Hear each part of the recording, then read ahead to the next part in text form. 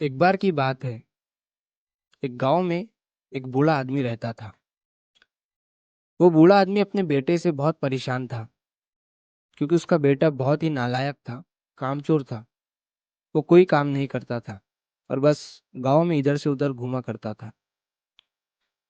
तो एक दिन उस बूढ़े आदमी ने अपने बेटे को सबक सिखाने का सोचा। उसने अपने बेटे को अपने पास बुलाया और उससे कहा कि बेटा, घर के अंदर अलमारी में एक घड़ी रखी हुई है, तुम उसे निकाल कर लाओ।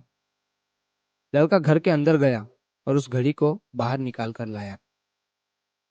फिर उसके पिता ने उससे कहा कि अब तुम एक काम करो, इस घड़ी को अपने साथ बाजार में लेकर जाओ और जितने लोग भी तुम्हें मिलेंगे, सबसे तुम इस घड़ी की कीमत पूछ कर आना।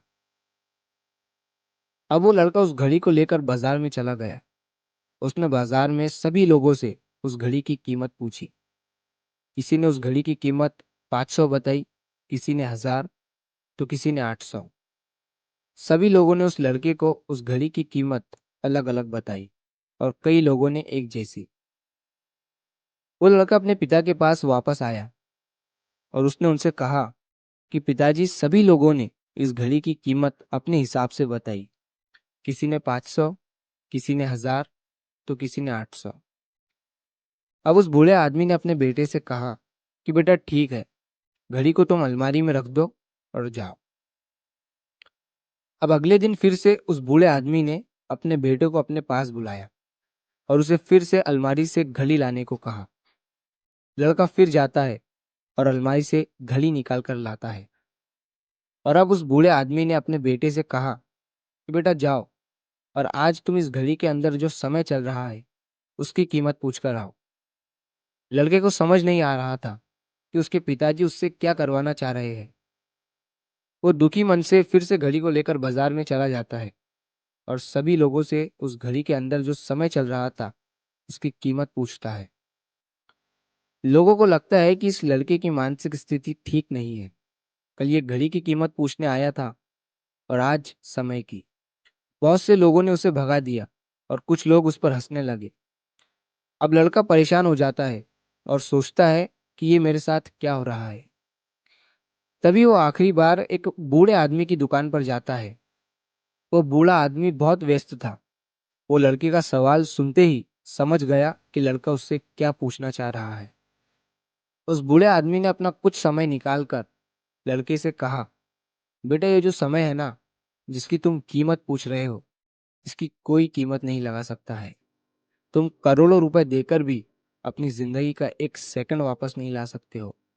इसीलिए इस टाइम का सही उपयोग करो। टाइम की एक अच्छी बात है और एक बुरी बात है। बुरी बात यह है कि टाइम गुजर जाता है और अच्छी बात यह है कि तुम उसे किन चीजों में गुजारते हो, ये तुम्हारे हाथ में होता है। सभी के पास दिन में 24 घंटे होते हैं, अमीर के पास भी और गरीब के पास भी। बस ये तुम्हारे हाथ में है कि तुम उस टाइम से क्या नया कर सकते हो।